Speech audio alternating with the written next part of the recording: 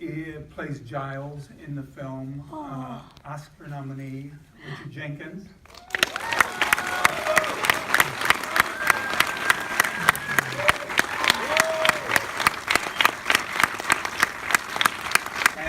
Filmmaker, he doesn't really need an introduction, but I'm just going to remind you the film kind of came out of nowhere and won the grand prize at the Venice Film Festival.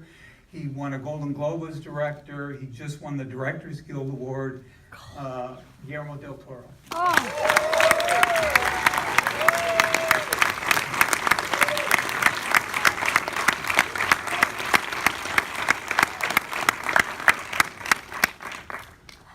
Thank you both for being here, and congratulations on the film. Thank you, pleasure. Now, I think this is right. You first pitched this to Fox Searchlight in 2014. Yeah, But you had been working on the film before that. yeah.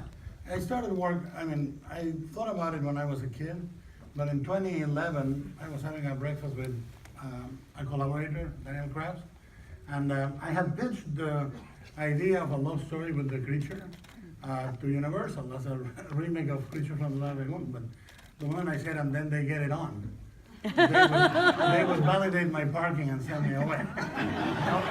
And I would say, the male humans die and he takes the girl. I don't know. Not a happy ending according to that. And then in 2011, I was having breakfast with Krabs, and he said, I have this idea of a janitor that befriends this amphibian man in a government facility and takes him home. And I thought, that's exactly right. I mean, it's not about liberating it, it's about one stop in the story, which is crucial for me, is to take it home. To have a river god living in a bathtub. And that's crucial. You know, and that's the key was that, and the key was the fact that we were coming through the service door. Through the door, not the front door with all the alpha males, but through the service door with the invisible, silent people, you know, the ones that nobody saw, nobody listened, didn't exist. And that's thematically the way the movie felt for me immediately into place. I started writing it in 2012, and by 2014, we had been already designing. We designed the lab, the cylinder, we designed the link spaces, and we had a beautiful maquette of the creature with all the glowing marks. Beautiful, because when you pitch this story, you show how the world looks, but you show the creature. Because if you say, and they get it on, you hide your parking ticket so they don't validate it. And they said, and this is what the creature looks like, and you realize it's a beautiful, godlike, elegant, beautiful creature. And that's what I did in 2014, summer of 2014. I took all these things and I pitched it to Fox Searchlight at the house, showed them the boards, showed them the creature, and at the end of telling them the story, I had, I think, every beat and some pages of dialogue and so forth. And at the end of it, we were all teary-eyed. And they were teary-eyed, which is very rare in executives. Most of them are blonde, more without glands. I don't give up. And they were really moved, and I pitched it as black and white. But I pitched it as black and white so I would look reasonable when I gave it off. So they said, can you do it in color? I said, of course I can. That was a pitch for the ages. Yeah. But now also, I mean, because the film looks so beautiful, but you actually did it a really economic budget. We were given $19.5 million for this movie. The budget should have been 70, but you know, I said, can I include my salaries on it? And they said, yes, you can. And I reinvested my salaries minus guild minimum. All is in the movie. So I knew I had a little more to play with.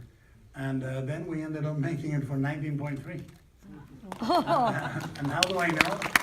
I know because I got 200 back. That doesn't happen either, you know? But now, while you were developing it, before you came to Fox Searchlight, I mean, you were trying to create the creature and all that. Did you think, okay, I know this film is going to get made, or were you creating the creatures to see if it was possible to make it work. Look, there are many, many versions of this movie. You give me 70 million, I'll do the $70 million version. You give me 19, I'll do the $19 million version. You give me 10, I'll do the $10 million version. The important thing is which version can I create in complete freedom? That's the important thing. And what I thought is, no matter how much they give me, this is my next movie.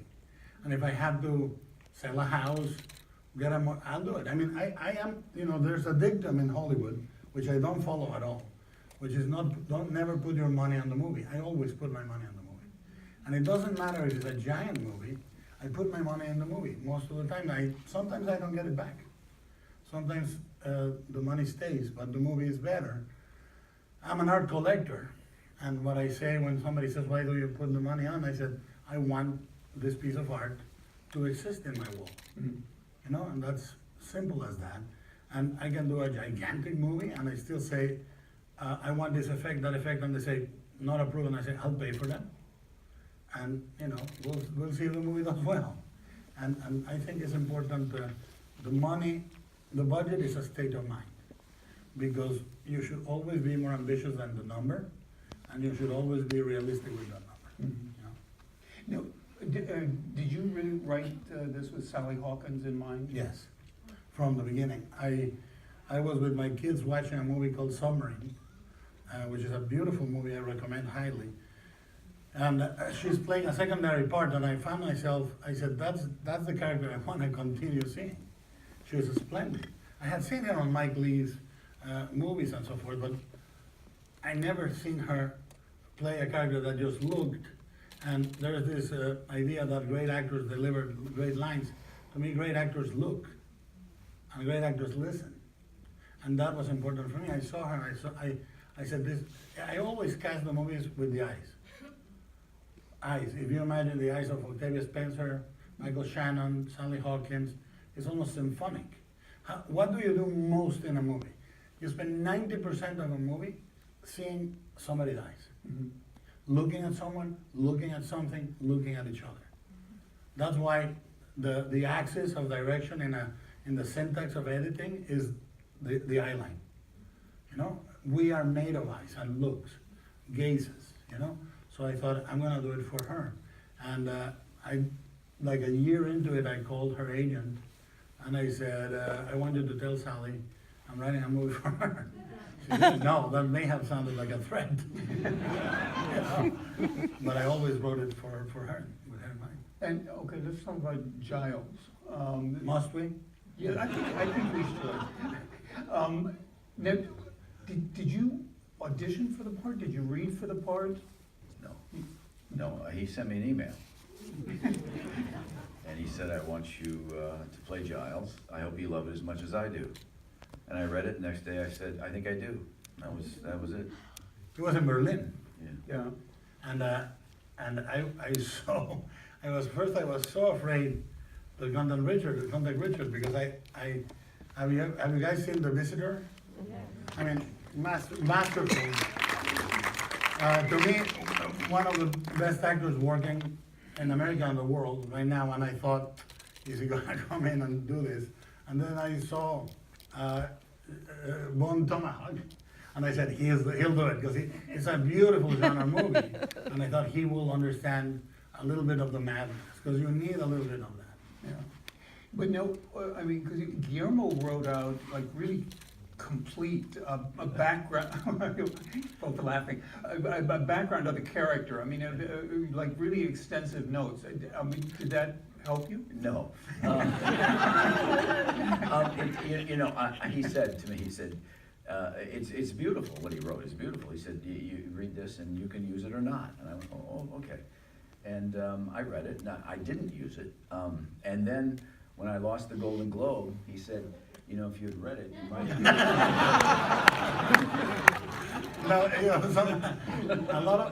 I give it to the actor as a possibility. Some take it, some don't, and that tells you a lot. You know, he is an actor that is unique in that he's always in the moment. And I look on the page. There's so much. That's where the clues are for me, of the life, of who they are, where they come from. It's got to be on the page, and that's what people say about you, how you react, how people respond to you. And the part was so complete. It was a supporting role that had his own life. Everybody does in this movie. That's one of the, for an actor, for all of us, for Octavia, Michael Spencer, Michael Stuhlbarg, for Sally's, yes, that's her. The movie's her movie. But for us, I had a life. I had hopes and dreams and desires, and it wasn't until I got through that, I got to the end of that I realized that where my love and friendship lie. That was with Sally Hawkins, with Eliza. So I just, from the moment I read it, it was like, thank you, Guillermo, thank you. Thank you for not writing these characters just subservient to the main story. And how he wove them all together is still a damn mystery to me. I just don't understand how but it just is. He never shortchanged any of us. He gave us our lives. And because of that, I think the movie really works on a level that is rare. But I thought I'd go in and I'd be like, here's Giles, and then he walks out, and then the next thing you know, he's gonna save the fish. It's like, but it's like it was all there, and it was there with everybody. It was there with Octavia, with Michael Shannon, with Michael Stuhlbarg. He refused to cut us short, and that's rare. And I think, look at the payoff. Yeah. The beauty is following that. Well, I always like if I was shooting Waterloo and Napoleon and the battle in Wellington, I would like to follow the guy that cleans Napoleon's shorts and follow him home and go home and say, how was the battle? A lot of people died and he's washing the shorts. Yeah. I like that idea that you can cut off from the main plot and follow a character. But he is such an extraordinary actor. He's always in the moment, and the first few days I would say, would you do that thing you did with the glass again? And he says, did I do that?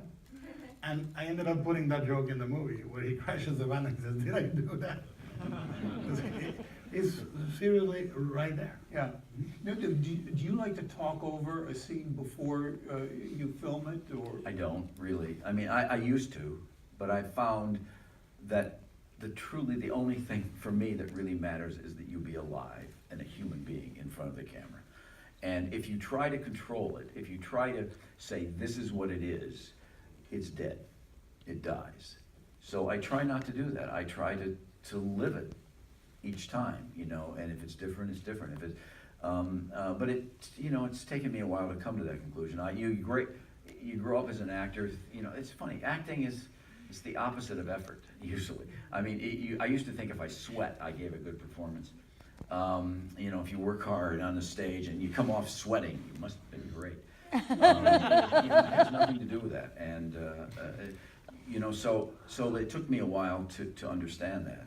But it came from watching actors that I loved and seeing them just seeing it, not a character, but a person, a human being, living their lives, dealing with what's in front of them, trying to, and that's what interests me. So that's what I try to do. Now, I talked to one director who said to me that the hardest roles to cast are when a character has kindness and integrity. Because, you can fake villainy and you can fake craziness, but you cannot fake integrity. And that's really hard to find. Do you think that's true? I think that's true. But I think that you can fake it up to a point. You can use tools, but the core of the character, and that's why I say the eyes. Mm-hmm. I know it sounds like a Chinese cookie wisdom, but the eyes don't lie. You can lie with everything. With the camera, the light, the music, the way you light it, but you cannot lie with the eye. And I think that the most important thing is when you cast, you have a moment with the actor and you see the essence of the character. The thing that blew me away about The Visitor, and I think two roles were crucial for me to pursue Richard. Flirting with Disaster and The Visitor. Because in Flirting with Disaster, he plays an amazing love story between him and Josh Brolin. Amazing. And it's truly played with intelligence and integrity and truth. And I thought, this is the choices were so subtle but so powerful. And in The Visitor, the moment he really breaks and he says, "What are we, children? Why do you treat us like this?" It was a moment where I felt that I was in that world, sitting in a chair, watching this man have that breakdown. There was such truth and such integrity. And you know, the actors are similar to the part. In some way, I'm not saying that Shannon is rotting in the inside, not at all. But Richard is very much like that.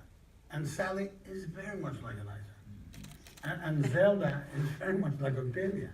And so forth. And Michael Stuhlbarg is very much like, and this is the meeting you have with the actor, but you meet with the actor in his or her movie first.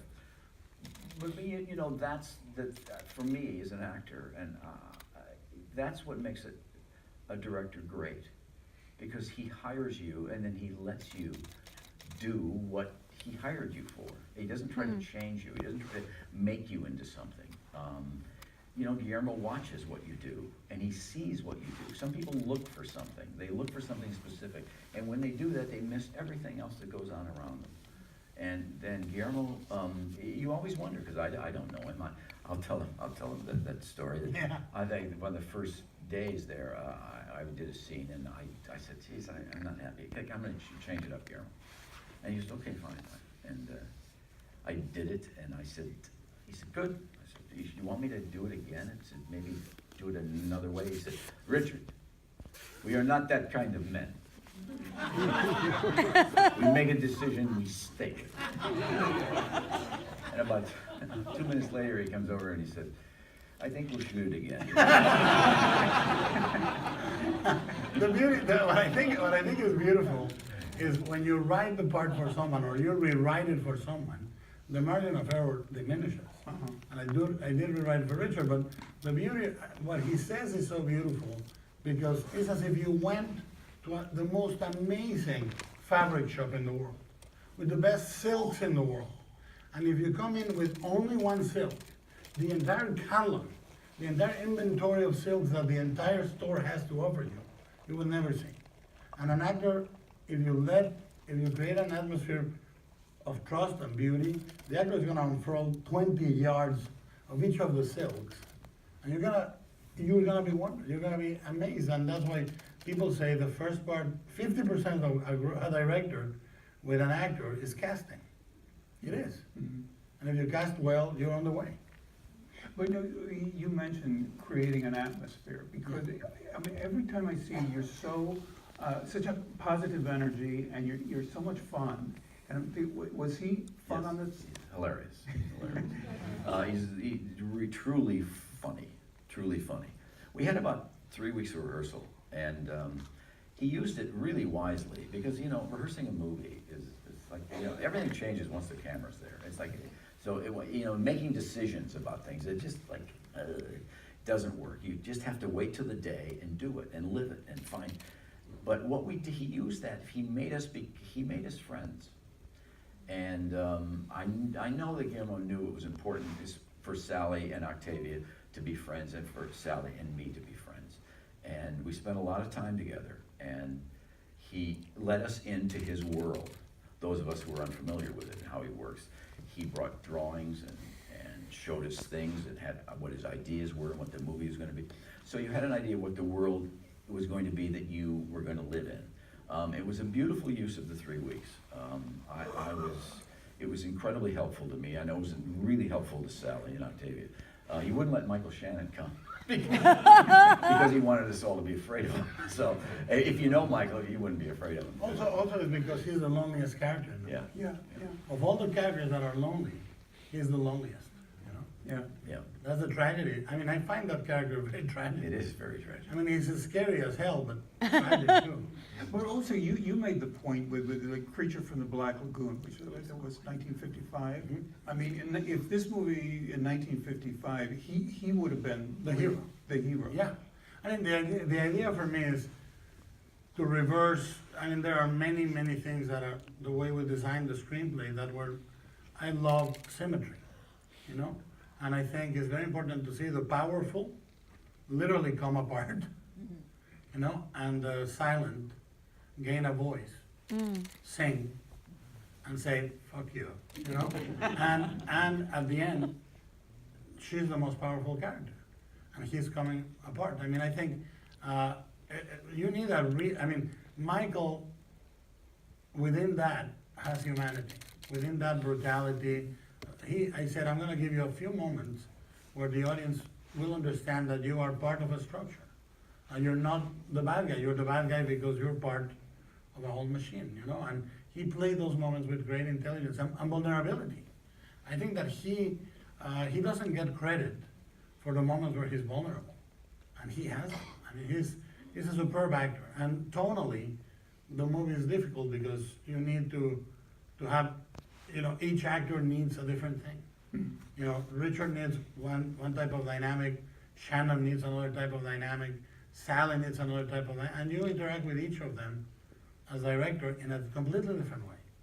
You know, and tonally, you hear them, and the only thing you may want to do is balance the tone of everybody to exist in the same movie, because if one actor exists completely in his or her own universe, it doesn't work. Mm-hmm. I mean, I will say, one of my favorite scenes in the movie is when the creature's in the tub, and First day with him. Yeah, first day with Doug, yeah. Yeah. Yeah, well, this is true, this is what happened. I came out and Doug was in his, I mean, he's basically entombed. He's like being buried alive. He's entombed in rubber, except for his eyes and his mouth. And so he's sitting in the tub, and he's kind of leaning back. I don't know if he was having a donut or what, he was just kind of like this. And I was looking at him, I'm thinking, this movie doesn't have a chance. What is he doing? And Guillermo says his action, really, like, the first time he said it, I almost jumped out of the car. and Doug changed, just a little thing. And it was like, I thought, oh, okay, now we got something here. It's not just a guy in a suit. It's an actor, you know, really, and he worked with Guillermo. The two of them worked together beautifully. They've been doing it for so many years, you know, and they have a shorthand, and you know, the guy's in that stuff for 15 hours a day. So, but that scene was I love doing that scene, yeah. It was beautiful because Doug, you know, there is a discipline in Japanese theater called bunraku. And the bunraku is an actor dressed in black with poles controls a marionette against a black backdrop. And it's beautiful, but the good bunraku moves the puppet. The great bunraku fuses the performer and the puppet. And Doug is not a performer, he is an actor. And the way, you know, like he said, he was like this with a styrofoam cup of coffee. Yeah. He was like that, and he was like, what is this? And the moment action starts, Doug is a creature that has never seen a bathtub, that has never seen tile, that has never been inside a bathroom, and he's talking to Giles, and that was a crucial moment also because for the first 2/3 of the movie, the creature is a blank. It's an empty space in which each person projects something they want. And he has a monologue about solitude, and about longing for love, and about so many things that aging and eternity, whatever. And the creature is apparently just not paying attention. And then the creature gives him hair. Understood everything. So the movie is designed so that for him, the creature is a god. For Michael Stuhlbarg, the creature is the miracle of science and nature. For Sally, it's a recognition of her own essence, blah, blah, blah. And for Shannon, it's a filthy thing that came from South America. Very simple. And then to each of them, he reveals himself in the last third. And the most moving reveal happens at the end, when Shannon goes, fuck, you are a god. And it's a moment where a man that has believed in the wrong things realizes he has been believing and it's too late, and he's gone. To me, that's the punishment of a villain, is not to give him a gruesome death. The punishment of a villain is giving him the recognition, or her the recognition, that they have lived their lives wrong. because to me, that's the most horrifying moment.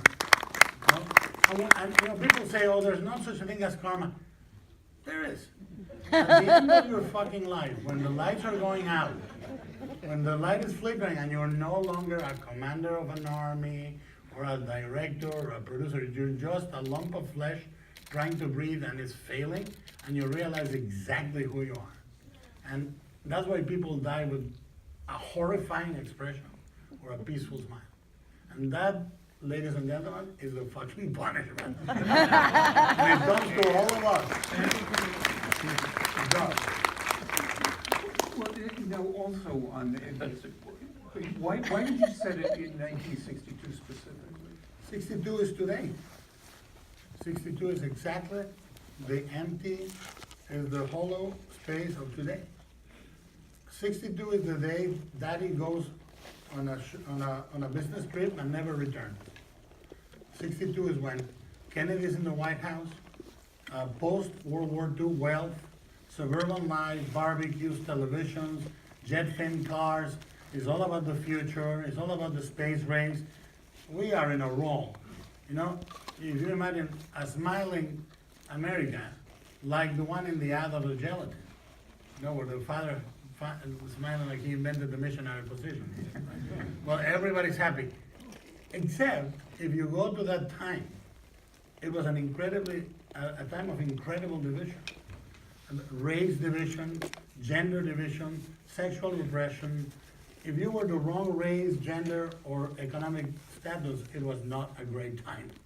And that's why the problems I wanted to talk about are now. The lack of empathy for the other, the lack of connection, the ideology dividing us.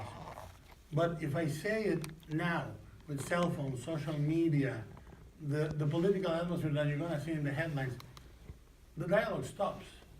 But if I say, once upon a time in 1962, you pay attention.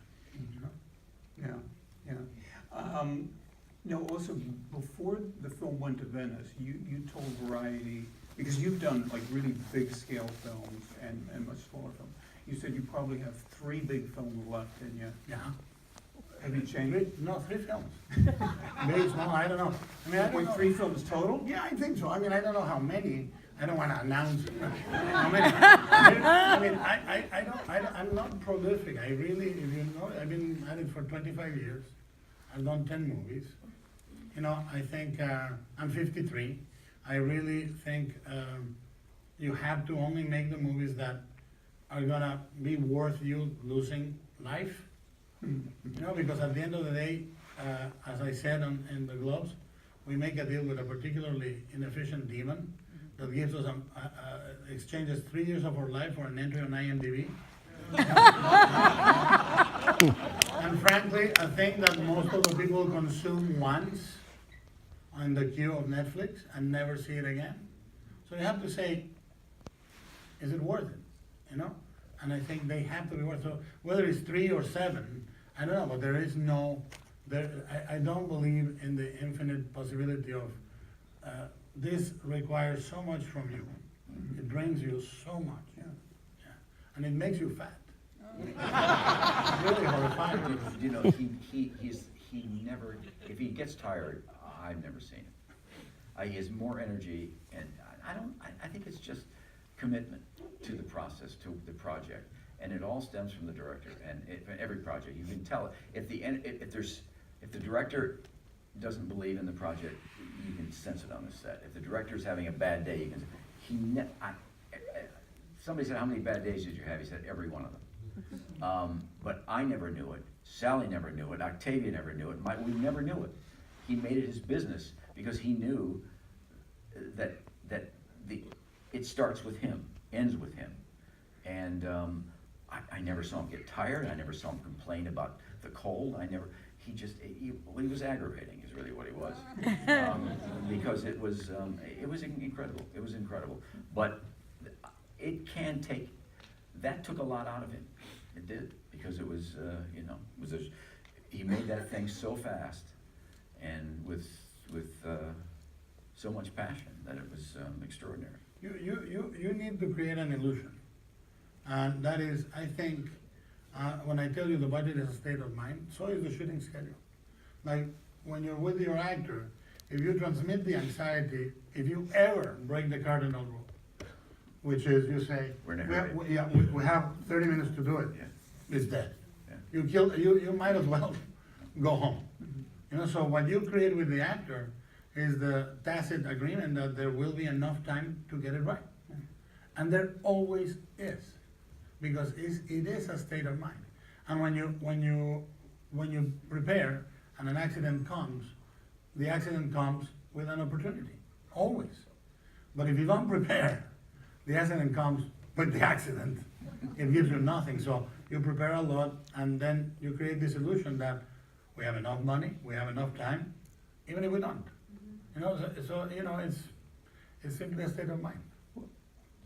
For me, to quote Michael Shannon, you really are a god. Aw. In Samoa, I am.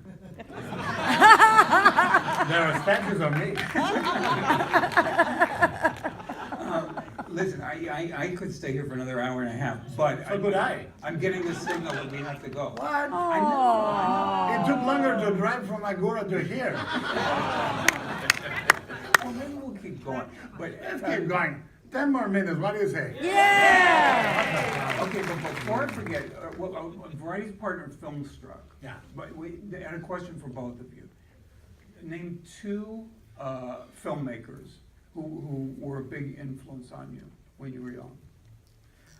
Elie Kazan, for me. Oh, I mean, I'm an yeah. actor, and the performances in his films, I think the performances in On the Waterfront just, it was an eye-opener for me. And Mike Nichols. Oh. And I really first, when I saw Who's Afraid of Virginia Woolf, I was just blown away by the fact that it wasn't just the performances, but it was the way he told that story on film. And I'd seen the play, you know, and it's like, how do you do this? And he found a way to do it that I thought was just pretty brilliant. Yeah. You know, to me, I would like to say, for this movie, it's a series of directors that are different than in general, because for this movie, I studied people, and I really, really took codes from people like Minnelli, you know, like Cukor. You know, I studied Douglas Sirk. You know, those are the ones that influenced this movie, and silent cinema, a lot. Keaton, Chaplin, Harold Lloyd, Stan Laurel, and Oliver Hardy. Very important. I said to Sally, study Stan Laurel, because he does everything with grace and no words. You know, so those are this. But for Filmstruck, I mean, the two guys that I, as a cinephile and as a director, that I studied the most. It doesn't mean that it shows in my movies, because I don't think it shows. But I studied them to the point of writing an entire book about the first one when I was 23, Alfred Hitchcock. Oh. And the second one is Luis Buñuel, whom I studied because I sustain that his best period is the Mexican period of Buñuel. Everybody knows the French period and the early films. Almost nobody knows the entirety of his Mexican period, but in there lie, I think, his most important films. Yeah. But no, speaking of, because I'm getting the signal Oh, again. God damn it. I know, but because you, Richard, you said you don't like to talk about like the scene before that, but because your character is such a cinephile, and because Guillermo is such a cinephile, did you talk about movies at all on this? I mean, no, not really. My wife is a choreographer. So I look at a lot of old films, whether I want to or not. I look at dancing and I watch stuff like that. So I was familiar with a lot of it. But no, we didn't. I did Jimmy Kimmel tonight, and they'd have mean texts. Have you seen those? And one of the mean texts that I read about me said, Richard Jenkins, no, the Congress, the amount of work the Congress does looks like Richard Jenkins' preparation for a film. Excuse me, they don't do anything. But maybe that's true. But I don't remember what the question was, actually. But, you know, I think that the one forgets. I mean, when you start studying, I mean, I was in theater. Is one of the things that helped me as director was that I'd been an actor. And when I was 10, I was even a leading man in a theater play. It was terrible. I was terrible. But it's great is when you study the basics, whether it's Sanford, Meisner, or you study Stanislavski, whatever you want, you realize that an actor comes in with 3 tools: body, voice, and life. And you use that, you know? And if you have those 3, and if you show up with those 3, which you always show up with those, you're gonna be okay. You know, there's a lesson I learned from directing in the theater, which I've done a lot, is that they used to bring, and in movies I could never direct a movie because you have to know what you want before you start. You have to have the set done before you have 2 days to shoot on that set. Okay, in the theater it's a process. But nowadays they bring the set in at the first rehearsal. And I'm looking at it and going, well, okay, and the costumes are there. It's like, no, where's the process? Because when you say, make a decision, where do you want that door? That door's there. And now, that's dead right now. You can't change your mind. And that's not art. I mean, 2 weeks from now, I may say, God, I wish there was a door over here. It's not something I know now. And that's part of the problem with, you have to have the answers to things. Answers are the important thing. They're not. They're not. You find, I mean, maybe by the end of that rehearsal, that play will be about something you never dreamed it would be about. And that's the feeling I get when I act. That's what I want to get. I want to not to know what Giles is about until it's over. I want to surprise myself. I want to say, people say to me, oh, I love when Giles did this. That wasn't, you know, that's a lot of the moments that I love in the movie were improvised on the day by both of us. Like when she's curing him, I said, "Say interesting guy," and it was beautiful. Yeah. You know? And then Richard improvised. At the end of every day, he would do something else. There's a lot of stuff I wish I had kept, but there's a beautiful one where he looks at the cat and he says, "You're lucky."